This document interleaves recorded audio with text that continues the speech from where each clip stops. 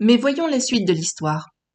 La tentative de Paul de pénétrer en Asie fut interdite par l'Esprit. Grâce à une vision d'un homme de Macédoine, le suppliant de venir les aider, Paul a été amené à tenir compte du message et à se diriger vers la Macédoine et en particulier vers Philippe, la principale ville de la région. Environ 10 ans plus tard, lorsque Paul se retrouva de nouveau en prison, cette fois à Rome, il écrivit une lettre à l'église de Philippe. De toutes ces lettres, la lettre à l'église de Philippe est considérée comme la plus personnelle. Examinons cette lettre à l'église de Philippe. Philippiens 1, versets 3 à 5. Je rends grâce à mon Dieu de tout le souvenir que je garde de vous, ne cessant dans toutes mes prières pour vous tous de manifester ma joie au sujet de la part que vous prenez à l'Évangile depuis le premier jour jusqu'à maintenant. Qui était partenaire de Paul le premier jour de son ministère à Philippe? Lydie, sa maison et ses amis. Qui avait un partenariat dans le ministère de Paul? Lydie et l'église de sa maison, sans aucun doute maintenant, y compris le geôlier et sa famille, peut-être même la jeune esclave qui a été délivrée du démon. Philippiens 1, versets 6 à 11. Je suis persuadé que celui qui a commencé en vous cette bonne œuvre la rendra parfaite pour le jour de Jésus-Christ. Il est juste que je pense ainsi de vous tous, parce que je vous porte dans mon cœur, soit dans mes liens, soit dans la défense et la confirmation de l'Évangile, vous qui tous participez à la même grâce que moi. Car Dieu m'est témoin que je vous chéris tous avec la tendresse de Jésus-Christ.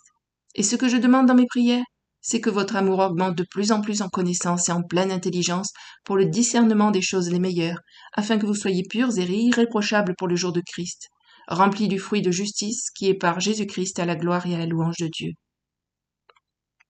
Philippiens 4, versets 1 à 3. C'est pourquoi, mes bien-aimés et très chers frères, par frères il faut entendre les croyants, les frères et sœurs, les enfants du même ventre. Vous qui êtes ma joie et ma couronne, demeurez ainsi fermes dans le Seigneur, mes bien-aimés. J'exhorte Évodie et j'exhorte Saint-Tiche à être d'un même sentiment dans le Seigneur. Et toi aussi, fidèle collègue, oui, je te prie de les aider, elles qui ont combattu pour l'Évangile avec moi et avec Clément et mes autres compagnons d'œuvre, dont les noms sont dans le livre de vie. Le livre des Actes nous raconte l'histoire de Lydie et de l'Église qui a commencé à se réunir chez elle.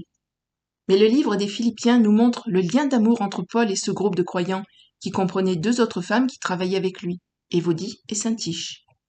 Paul lui-même n'était pas étranger au conflit entre croyants. Barnabas et lui ont eu une dispute et leurs chemins se sont séparés à propos de Jean surnommé Marc pour savoir s'il fallait ou non le laisser faire partie de leur équipe de mission. Barnabas prit Marc et partit pour Chypre, et Paul choisit Silas et partit en Syrie et en Cilicie. Plus tard, nous savons que Paul a renoué avec Marc et probablement avec Barnabas également. Nous ne sommes pas obligés d'être d'accord sur tout, mais selon ce passage, il est possible de s'entendre dans le Seigneur, c'est-à-dire de s'aimer, de servir, tout en étant différents les uns des autres, en manifestant le fruit de l'Esprit dans nos vies. Alors, que pouvons-nous apprendre sur la direction du Seigneur, en particulier en ce qui concerne le ministère?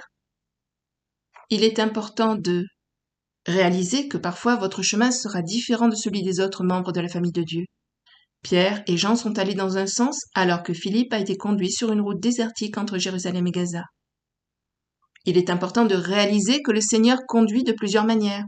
Par la prière pour Lydie et les dames, par un ange pour Philippe, par l'Esprit pour Philippe et pour Paul et Silas, et à travers les circonstances, pour Paul à la rivière, puis pour Paul et Silas en prison. Il est important d'être capable d'entendre et de répondre à la voix du Seigneur, quelle que soit la manière dont il vous parle. Par la parole, la Bible, dans nos cœurs, les uns à travers les autres, à travers des circonstances, sorte de rendez-vous divin, comme pour Philippe. Il est important d'être libre de tout agenda personnel et de tout préjugé, Philippe avec l'eunuque et Paul avec les femmes.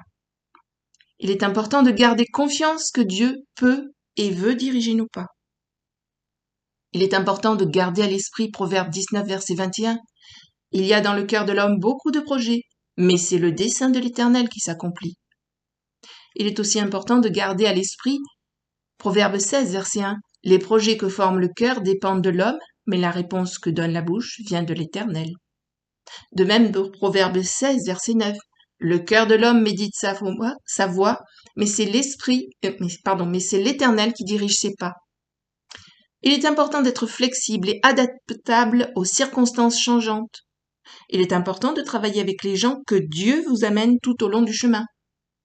Il est important de reconnaître que Dieu est déjà allé devant vous pour préparer le chemin, même s'il semble que vous soyez comme dans une impasse, un barrage routier. Paul et Silas en prison. Pas de synagogue à Philippe.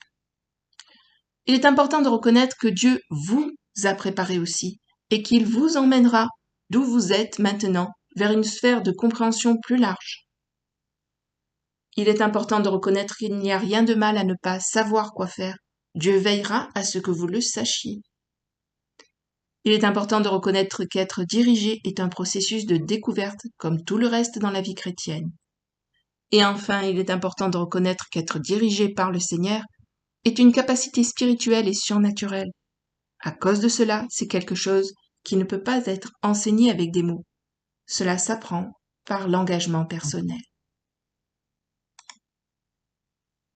Fin de la lecture.